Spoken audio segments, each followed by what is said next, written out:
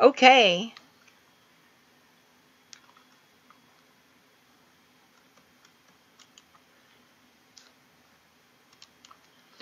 Okay, we are live. Hello.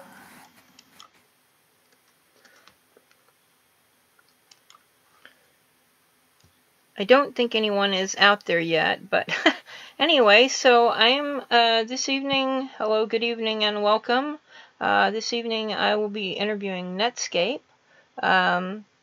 Netscape owns a Discord server for Gamergate. It's a public Discord. I have the link for his YouTube channel in the video description, and if you want to check out his Gamergate Discord, you can find an invitation in most of his video descriptions.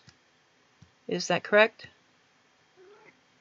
I usually put a link to the Gamergate forums now, but put a link to the Discord.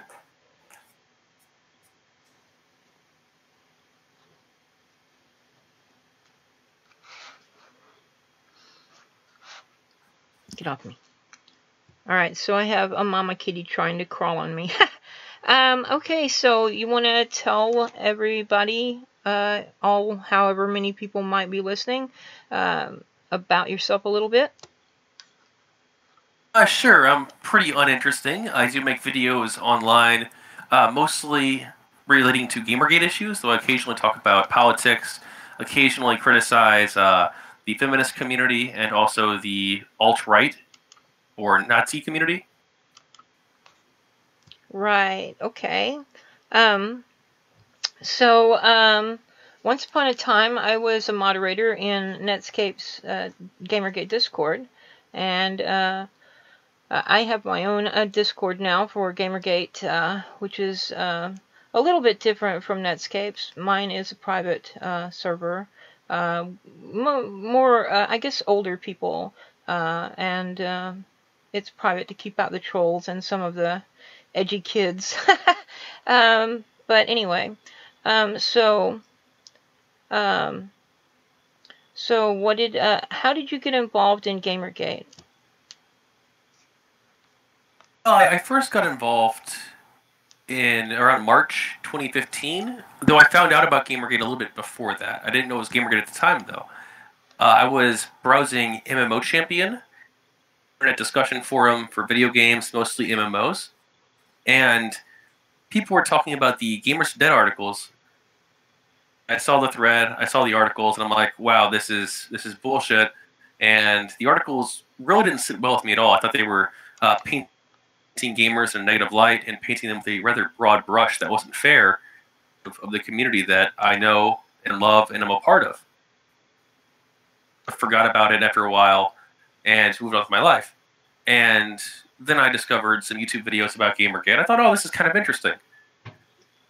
Games journalism, opposition to censorship in games.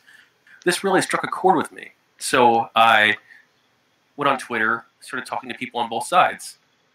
This was still going on because this was in March 2015, so this was almost 6 months after Gamergate had started. Still very active, and I was talking to people on the anti-Gamergate side, and a lot of them were kind of rude. They didn't really provide a lot of evidence to back up their claims. People were mostly pretty friendly and willing to explain their side of the story, and so I got along well with them. Of course, the Boobgate controversy with Lionhead Studios, the Pillars of Eternity controversy later on, the Comicsgate controversy. I'm like, wow, these people, they share the same values as me. So I looked into it a little bit more and super involved with Gamergate. I was just tweeting a little bit about it, talking to people on both sides, watching a few videos, trying to learn as much as I could, and try to be neutral. But after looking into it and talking with people and seeing the campaigns to censor games and then the counter campaigns to oppose censorship, I found myself very heavily involved on the pro Gamergate side. Kicked off from there.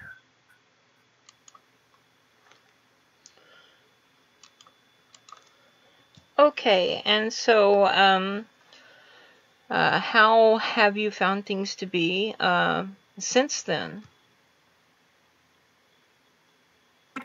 I'd say that for the most part, everyone involved, or most of the people involved, are pretty awesome. I've made a lot of friends through GamerGate. I've actually ran a few meetups, so I've done about 4 or 5 meetups in the St. Louis area, meeting with other people in my area who care about these topics. Had a ton of fun together. Been on a bunch of streams with people, had them on my streams, talked to a bunch of people on Twitter, on Reddit, and really developed a lot of online friendships because of this. Is mostly right on pretty much most of the topics we discuss on ethics and games journalism, on censorship issues, and I have some disagreements with some people on specific policies or specific ideas in relation to the movement, but that's to be expected with any large group. That what Gamergate really needs is for people to really articulate our views properly and effectively. They are jumping into this, head first. They don't really have a lot of experience with debate. They don't have a lot of experience with journalism. They don't have a lot of experience with the games industry. They're gamers, but they don't really know the inner workings of the industry. And even I don't know the inner workings of the industry all that well. So I'm more than willing to admit that I'm not the most informed person when it comes to the games industry or to journalism. Ideas are mostly right. We just need to articulate them better. And so I've been trying to advocate for that, to put out a clear and consistent message that most people would agree with and is sound. And there are some people who have been involved or who were involved in Gamergate from earlier, back in August of 2014, who seem to have the idea that Gamergate is over now. It's no longer a thing, that it ended at some point. And what would you say to those people? Obviously, people are free to come and go as they please. Just because you tweeted out in favor of Gamergate, 2 or 3 years ago, that doesn't necessarily mean that you have to spend your entire life or the next several years of your life actively participating in this. I don't expect people to give their hearts and souls to this movement, which they may or may not still agree with. I don't expect them to still want to be involved. Obviously, that's a personal decision, though. They shouldn't try to force that on other people. If they say, "Oh, you should stop tweeting about Gamergate now," or "Stop tweeting about ethics now," that's a problem. You shouldn't be trying to push that on other people. Instead, make a decision for yourself if this is something you care about or not. And if you don't care about it anymore, that's fine. You could move on to discuss other things, or you can get out of politics, out of discussing the games industry altogether, and that's fine too. Or you can say, hey, you know what? I'm still passionate about these issues. I still care about these issues. And if you want to still be involved, if you still want to talk to people, if you still want to advocate on behalf of ethics or on behalf of creative freedom, then more power to you. And I'm willing to work with you. But you don't agree that Gamergate came to an end? Well, it could. Other than the people involved deciding to just stop doing it altogether. I mean, what you're talking about is a large group of people who came together, thousands of people, if not tens of thousands of people, who are and were participating in this. And a lot of those people are still involved and still care about this and are still tweeting on the hashtag and posting on forums about it and chat rooms about it. I'm not sure how you could really end it unless you have a group conversation. You get a bunch of people together and you're like, what are your thoughts on, moving on to something else? Did we achieve most of our objectives? Some of them, which ones still need to be worked on? Or maybe you think that we're completely done, that everything that we could have done, that we should have done, has been done, and you're ready to move on. And that's a conversation that, which I hope at some point we do. I don't want this to go on when I'm 50 years old, still tweeting about Gamergate, if Twitter's even around anymore, right? I do want to see our objectives obtained. Have that conversation together about what exactly and whether or not we could say, okay, we won, we achieved our objectives, move on. And that doesn't mean we have to stop being friends, or we have to stop talking about issues when they arise. But if Gamergate is going to end, it has to be a group conversation with a lot of people involved, so that we can all chime in and share our thoughts, not just saying, oh, Gamergate's over now, guys. And you just say that on Twitter, and then other people keep on talking about Gamergate. And it's like, well, you didn't actually do anything. You just stopped tweeting about it yourself. Okay, and so what do you think about the idea that Gamergate has expanded beyond its original focus on these things, in particular ethics in video gaming journalism, to ethics in journalism generally? So I mean, this is true, and there is of course a lot of mission creep involved with GamerGate.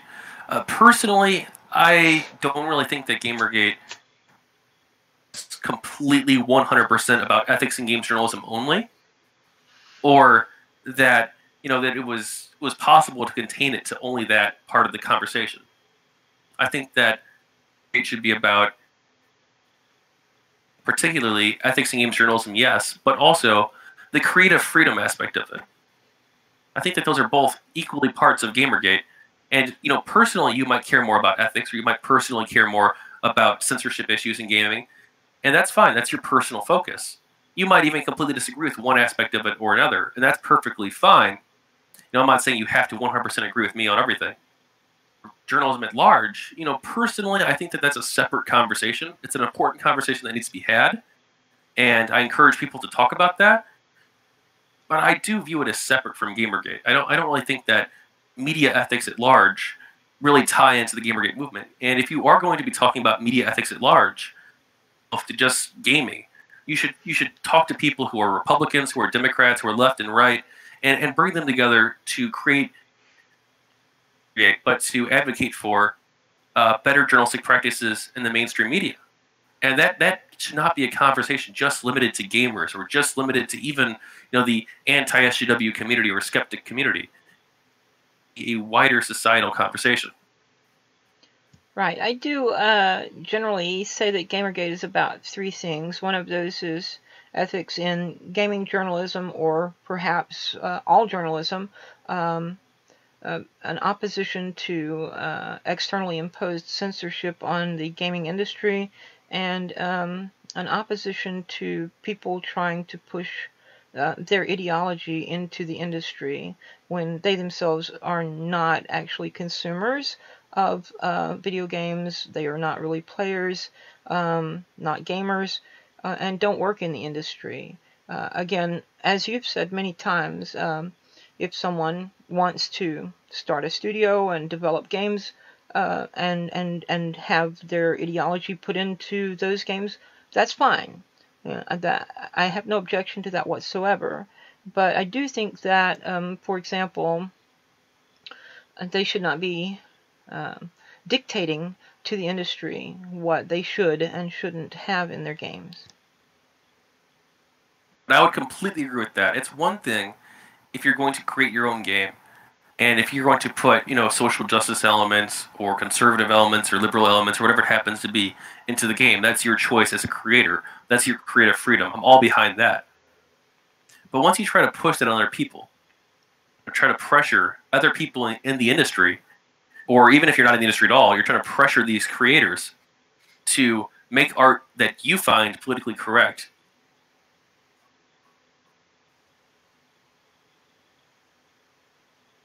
Right. So I noticed a lot last year during the election cycle, and particularly the primary season. There was a lot of similar attacks on people who supported Bernie Sanders, as were used against Gamergaters. Did you glom onto that? Obviously, a lot of people who were in the Clinton camp decided to attack a lot of people who supported Bernie Sanders and also people who supported Trump as well. You saw, the Bernie bros. Bernie Sanders supporters have a problem with sexism. They have a problem with racism, things like that. You also saw it with Trump too. Half of Trump supporters are deplorables and things of that nature. And this is an unfortunate byproduct of our polarization in our society. It's not just gaming now. It's politics. Everybody who has an opinion on something, rather than trying to come together and have a conversation with the people they disagree with, instead they attack them as being horrible monsters. Whether it's Gamergate versus anti-Gamergate, or feminism versus anti-feminism, or conservative versus liberal, or whatever it happens to be, you're going to see this polarization in our society, where the other side aren't just people who with good intentions, who disagree with you, but rather they're monsters. Right, exactly. There's this tendency to polarize, to put everyone into two boxes, basically, and to see the people in what you believe to be the other box as monsters, as you say, or I usually use the term demonization of the other. So that's an interesting and concerning aspect of society at the moment. Agree completely. Okay, so let's see now. What do you? Oh, what There's do a you? quote by. Oh, I was going to say. Go ahead. There's a quote by George W. Bush. It's too often we judge other groups by their worst examples, while we judge our own by our best intentions. Yeah, yeah. So what do you think about what's going on Twitter lately with the verification thing being turned into something other than verification? Know exactly how I feel about that. Um, if I thought that they were just going to go after racists and actual Nazis, people like Richard Spencer or David Duke, if they were just going after those people, it's a private platform. They can set their own rules, their own policies, and once they set those policies, they should be fair. And if they have a no racism rule, or don't advocate for hateful ideologies, okay, fair enough. But I'm worried that this could be used to silence other groups who are politically incorrect, 100% fall in line within what is perceived to be the Overton window by the people running Twitter. And that could be men's rights activists, that could be conservatives, that could be Gamergate people even, demonized by a lot of the media as being racist and sexist and all this stuff.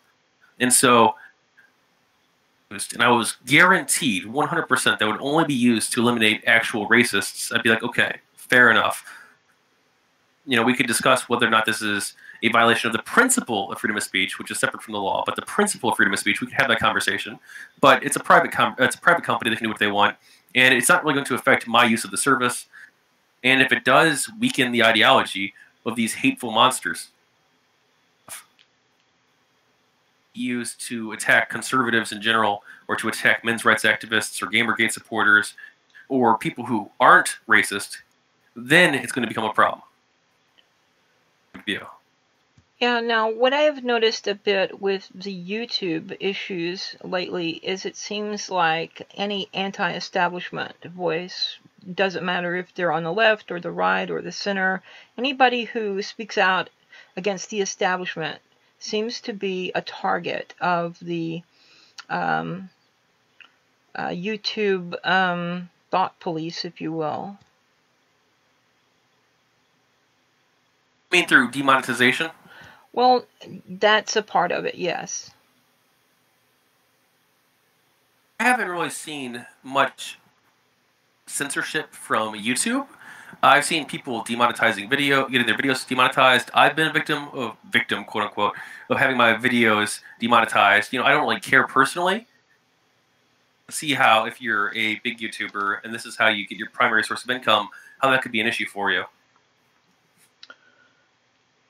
I think that this is happening across the board, not just to people delving into politics, anti-establishment or pro-establishment. It seems to be happening across the board. Even gaming channels have been hit with this. Yeah, well, one of the people that I took note of having been banned from Twitter was Harmful Opinions.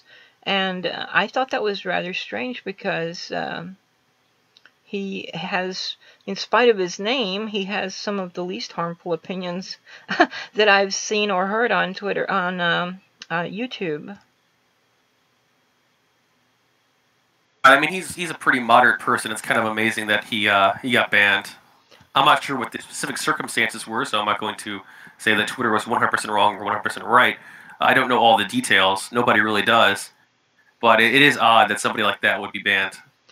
Yeah, I don't know what happened there or what the excuse was, but it seems rather bogus to me.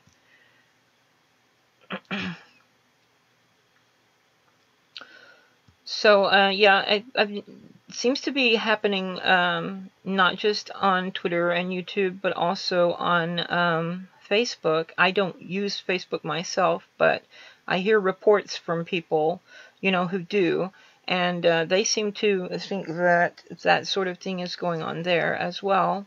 Um, Supposedly, there is supposed to be something going on Google itself, as in Google Plus and so forth. I haven't really noticed that. I mean, I have seen um, individual profiles and communities which are definitely in violation of Google's community policies and so forth, which seem to be untouched. I haven't gone back and looked again to see if they're still active, but the fact that some of them had been around for months, if not years, that just strikes me as a bit odd. I'm not really sure um, how Google and YouTube and these other social networking sites can justify silencing people for simply expressing anti-establishment views when they have literal Nazis or neo-Nazis and literal racists on their platform. Right. I mean, if they are going after, people who are critical of, I wouldn't really frame it as the establishment, but people who are expressing fairly moderate opinions, but they're not going after the actual racists or the actual Nazis, and that is pretty ridiculous. I'll have to look into that again on Google Plus. It's been a while since I looked around to see, but there were last year and earlier this year quite a few rather shocking profiles and communities on Google Plus. Let's see. What else has been happening recently? Oh, that's a big question. I mean, do you mean in the world of politics, in the world of Gamergate, with myself? Yes, all of the above. Well, I mean, we've still got that Russia-phobia thing going on, Russophobia business with that seems to be one of the latest things I've noticed on Twitter. A lot of partisan Democrats, uh, anytime they encounter a Bernie supporter or a Green Party member or someone like that, they immediately start using Russian bot as an insult and rather quickly tend to block people, which is it's really astounding to me. I mean, on the whole Russia thing, I don't have that experience on Twitter myself, but in regards to the whole Russiagate controversy, uh, that Russia was involved with the election through a number of means. Media, through arguably, possibly being involved with the hacking of various emails, things of that nature. Well, now, did this have a huge influence on the election? Probably not. From the Trump campaign, not necessarily Trump himself, but people in the Trump campaign in contact with various rather unusual people from the Russian government and willing to collude, yes. But that does not necessarily mean that Trump himself is guilty of collusion. Right. Well, I don't personally. I've looked into this and I've been keeping up with it since before the primaries were over. There was already talk about Russia this and Russia that, and so I've watched it quite a lot. I've collected a lot of resources. Of course, I read the reports from the Office of the Director of National Intelligence, and there's not really any evidence presented except the malware, which we now are being told probably is Ukrainian in origin. And wait, did I get that right? Maybe not Ukrainian. Somewhere other than Russia, and is older. And according to the Vault 8 releases from WikiLeaks, the U.S. intelligence community has malware designed to mimic, say, Russian or some other national intelligence group to leave signatures behind to make it look as if it was someone else, as if it were someone else, which, is a thing that spies do. They, they go in and they make it look like someone else did something for whatever purpose. I'm not, I don't really care about the whole Russia thing. I haven't looked into it too much. To me, it's largely a non-issue. Okay, so they uh, probably take steps to ensure that of them to do this in the future is limited. But outside of that, it's largely a non-issue, and we should be focusing on policy. Right, exactly. Now there is Caitlin Johnstone. I don't know if you're familiar with her. She's an Australian woman who is a journalist, and she did an article recently where she pointed out 10 of the what she called atrocities.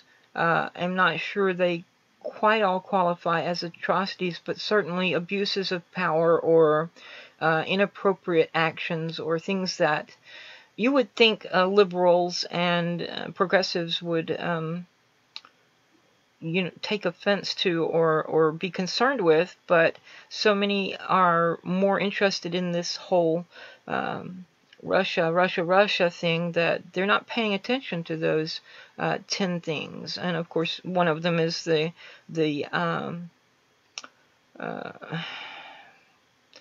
famine and the disease and the war going on in Yemen.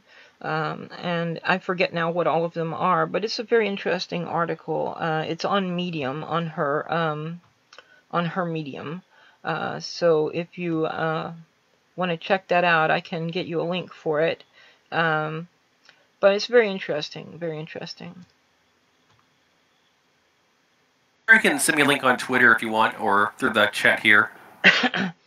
Let me see if I've got it handy here somewhere, and I will do that. Go ahead and entertain the people in the chat while I look for it. Hello, everybody. Hello, Ryan. Anybody have any questions for me or for Liv?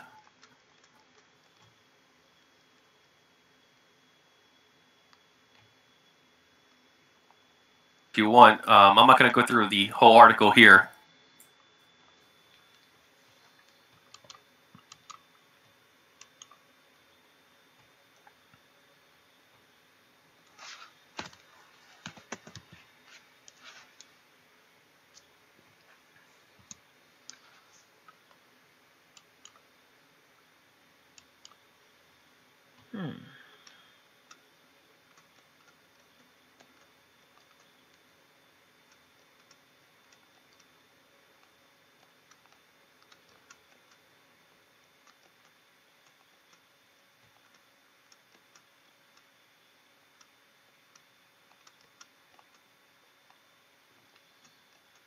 Oh my goodness, where is it? It's got to be here somewhere.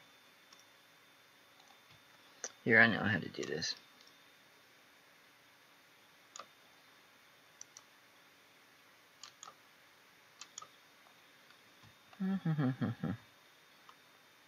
Buck off. Caitlin Johnston.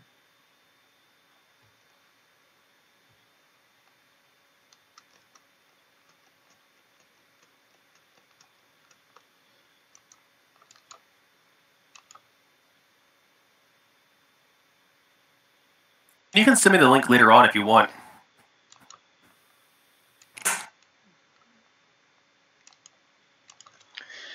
Sorry, I found it. I just wanted to drop it into the live chat as well, so the people out there can get it and look at it later.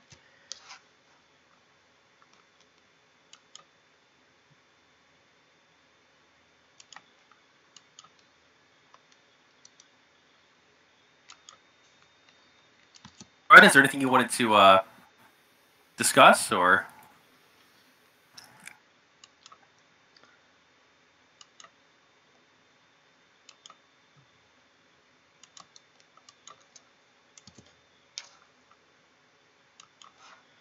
Why don't you tell us a little bit about your Gamergate Discord server?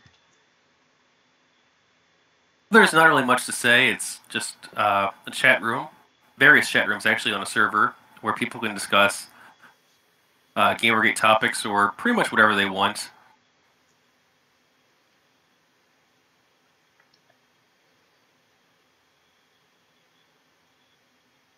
And so we have touched upon politics a bit, and I know you've made some statements in the past. I think your views have changed a bit. How would you describe your social, political, and economic views at this point in time? That's a a big question. I'd say economically and politically, I'm more conservative. On social issues, I'm more libertarian.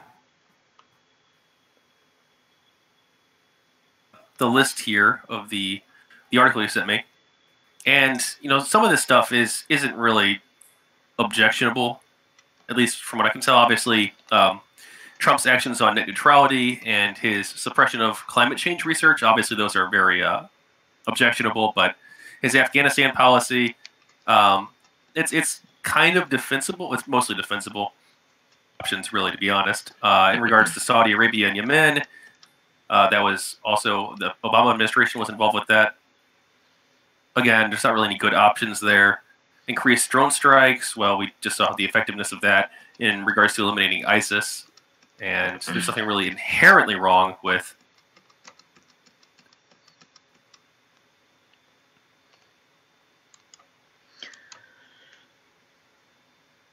It seems like a majority of the drone strikes are not hitting their intended targets. I think the number was something like 90%.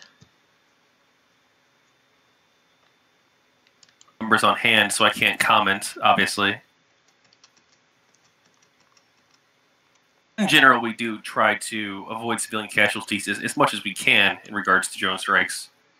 Now, what I've been hearing from some of the lefty journos is that a lot of civilians are being killed and then being classified as members of Daesh or one of the other terror groups over there, and aren't really or weren't really.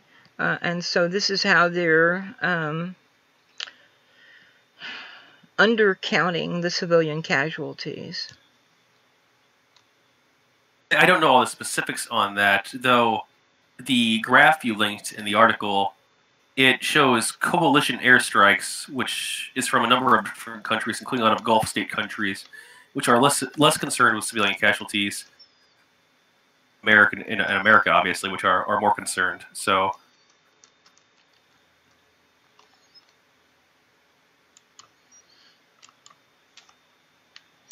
All right, and where do you think we will be in 2021? How do you think things are going to change between now and then? Do you think Trump will win re-election? Do you think the Democrats will regain a majority in either of the houses of Congress, or perhaps a third party might make some advances in representation in the House of Representatives or the U.S. Senate? I don't like to make predictions, and obviously the 2020 elections are pretty far off. The 2018 elections, I don't really know. Right now, the conservatives do have a bit of an edge in regards to in the Senate because more conservatives are in safe seats than Democrats. But of course, we saw a huge surge in Democratic support and across the country just a few days ago, or well, a few weeks ago at this point. It looks like there's going to be a big Democratic win in the House and possibly the Senate. But will that actually translate to seats? That remains to be seen. As for Trump, I don't know. Obviously, he's polling numbers for approval are the lowest of any president up until this point, or this far into office. So I don't really know, but the Democrats, they have to hope they don't learn the wrong lessons from the last election. They think that they need to double down on identity politics. They need to double down on the whole Bernie Sanders style socialist message. Those lessons away from 2016, then they're going to find themselves in a lot of trouble. Well, so far it doesn't seem like they have learned anything from the 2016 election. I mean, you've got the DNC just basically did a purge of all the progressives from the actual leadership positions. The only person left, as far as I'm aware, is Bernie Sanders, and he is himself an independent, which is an unusual situation.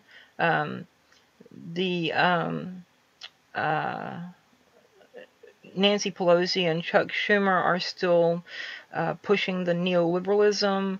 Obviously, you have people like Kamala Harris and Cory Booker and Kristen Gillibrand, who are putting on a show of being progressive, but their records tell a different story, as in they are in the same vein of corporate Democrats as the people who are in power in that party at the moment. I haven't seen anything which encourages me to believe that they are going to learn a lesson or learn the right lesson, as you say. So I'm just wondering, how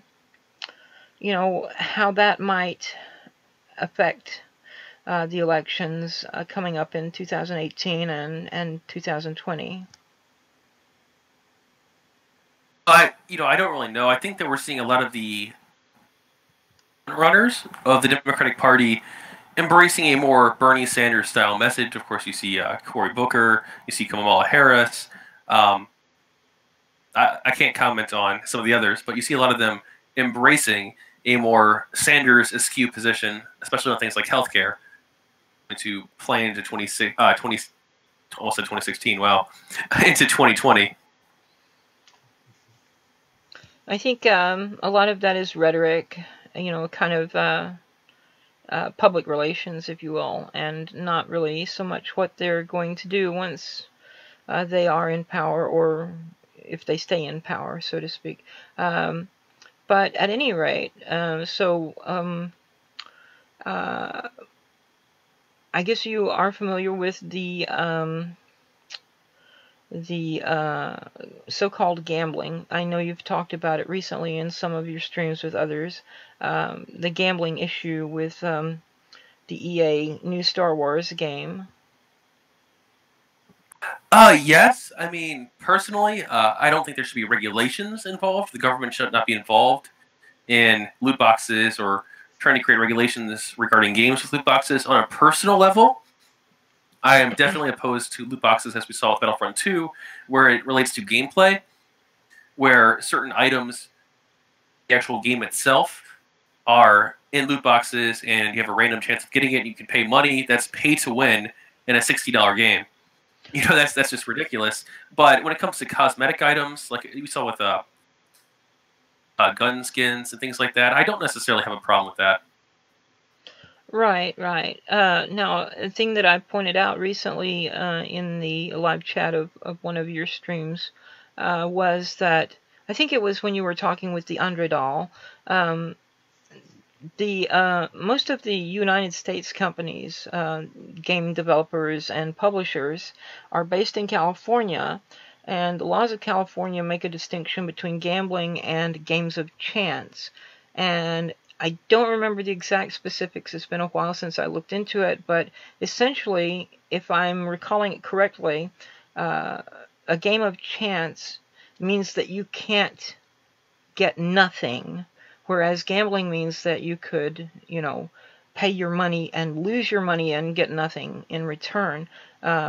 But a game of chance is something where you pay your money and you do get something. It may not be the grand prize that you're hoping for, but you get something anyway. And so that's not considered gambling in California state law. Well, I see it more like you do get something in return, so you do get, wouldn't necessarily be opposed to it, but it is a lot like, Yu-Gi-Oh cards, or with Pokemon cards, or Magic the Gathering cards, or baseball cards, or any other type of game like that. you're paying for an item or a group of items, and you don't necessarily know what it is. And I don't really see why that's wrong. Though on a personal level, I would not support that in games for gameplay items. Right. You definitely. I remember you talking about the cards and so forth. Well, you certainly get candy or gum or whatever in that package. So you get that, as well as other cards, whether you wanted those particular cards or not.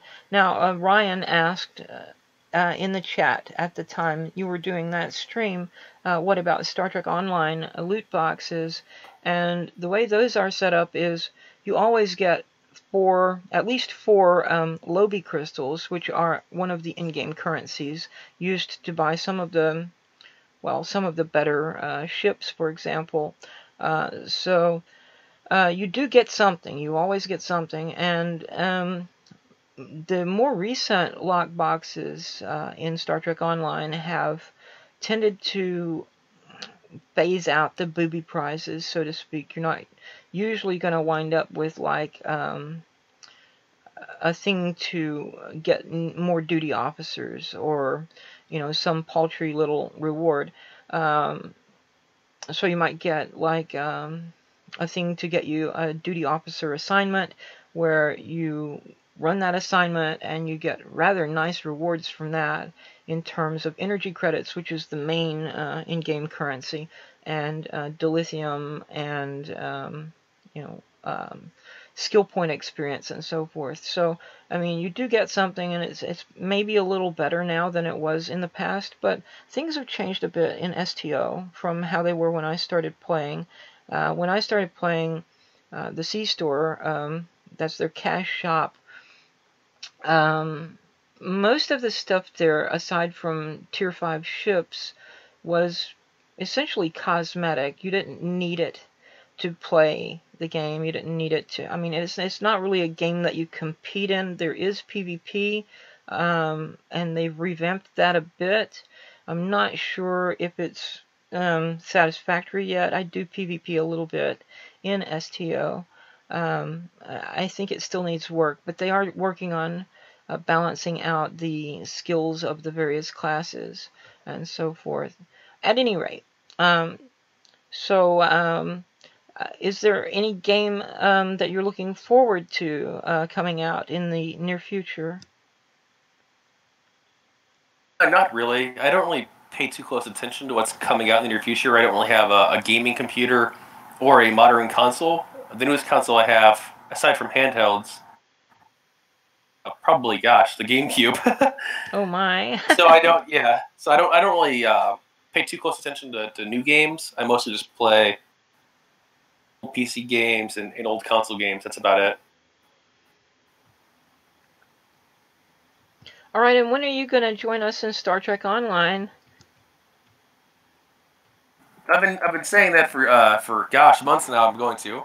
Yeah, you have. At some point. I have it installed. So that's a step in the right direction, but I haven't gotten around to it yet. And right now I'm dealing with school, and I don't really play a whole lot of games. So. Right. Yeah, I know you were back in school for the fall and spring semesters, I guess. Right now, for the fall semester, I'm a full-time student, and I'm also a full-time employee. So. Yeah, I've been there. It's not easy. There, it eats a lot of time up. When are you going to graduate?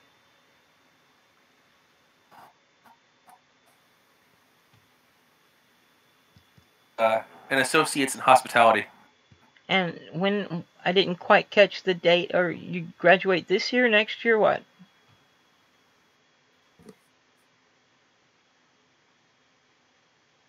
Most likely next fall. Next fall. Okay, cool. All right then. So shall we take some questions from the chat?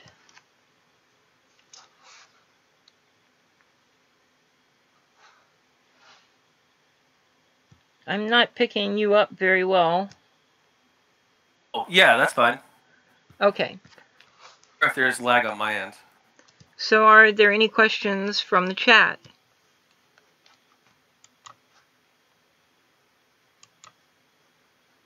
talking in the chat, but I don't see any questions. There's about a minute delay, though, between the stream and the chat, so...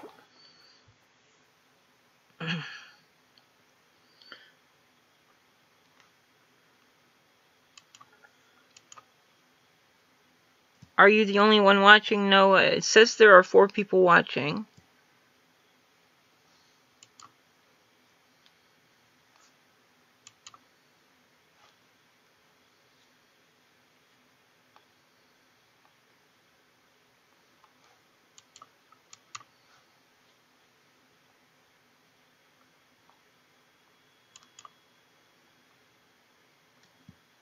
Any questions for Netscape or for myself?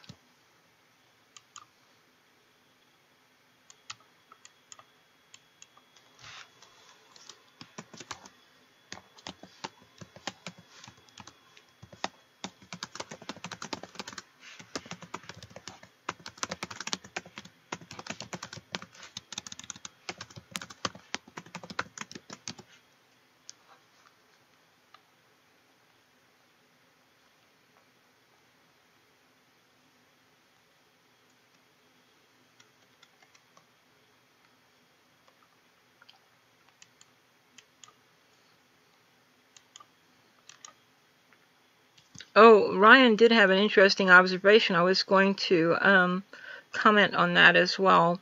It seems like a lot of these social networking sites, Facebook and Google Plus and YouTube and Twitter, are relying on an algorithm or an AI bot of some sort to deal with some of the reviewing of complaints and whatever reports. So I understand from one perspective it would be a bit challenging to hire enough people to go through all of those reports, constantly, because I'm sure they get buttloads rather often.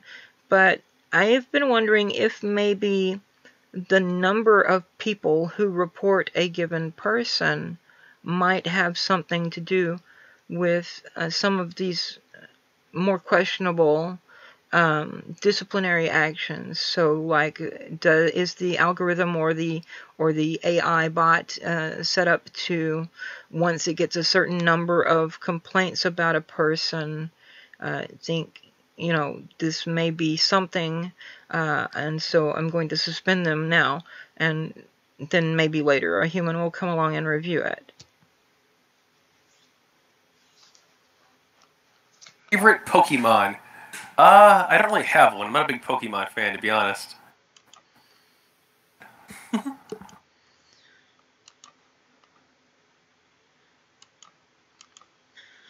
Yeah, I'm not a real fan of Pokemon either. I'd probably say Jessie. But she's not really a Pokemon, is she?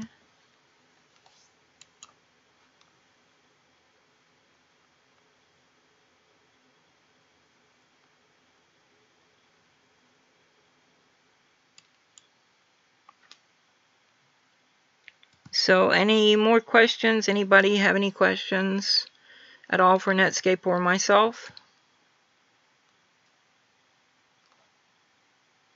There is at least one other person watching besides Ryan. It can't be just we two plus Ryan. There's at least one other person in there.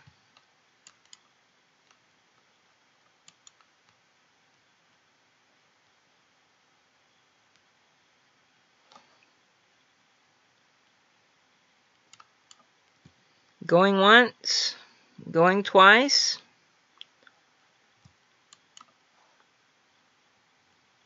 Ryan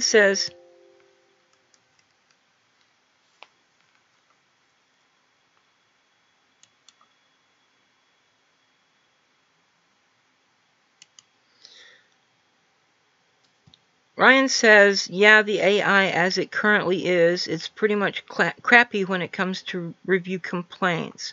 I think maybe that's correct. But, the YouTube recently did something to remonetize some of the videos and or channels which had been demonetized earlier. So I personally would not rely on an AI or an algorithm to make those decisions. I think they should hire some people and, you know, have actual human beings review these reports instead of relying on a bot or an algorithm to make such decisions. I don't think a bot or an algorithm is able to detect nuance and probably doesn't take a lot of account of context either. I still agree with you there.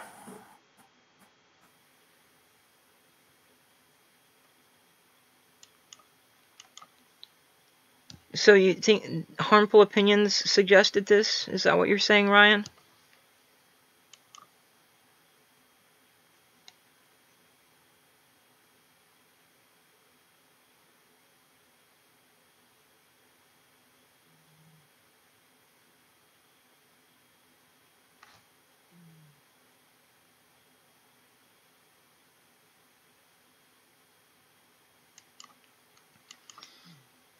All right, well, I guess no one else has any questions, so thank you for coming on and letting me interview Netscape, and thanks to those who came and hung out and watched and so forth. Thank you for having me on.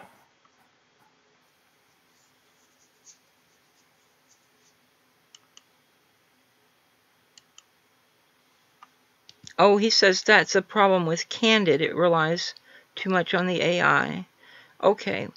Well, all right. Thank you, everyone, for checking out the interview, and thanks again, Netscape, for coming on. We'll do it again sometime. Maybe you come in to a hangout with some other people and myself. We were going to do one a while back where we wound up with my boyfriend and Ryan and Panic 8, and you were unable to come that evening, so maybe we could do that sometime. That might be interesting. We could certainly come up with some topics to discuss at that point, hopefully. Yeah, sure. All right, then. So until next time, have fun, but stay safe. This is Liviana signing off.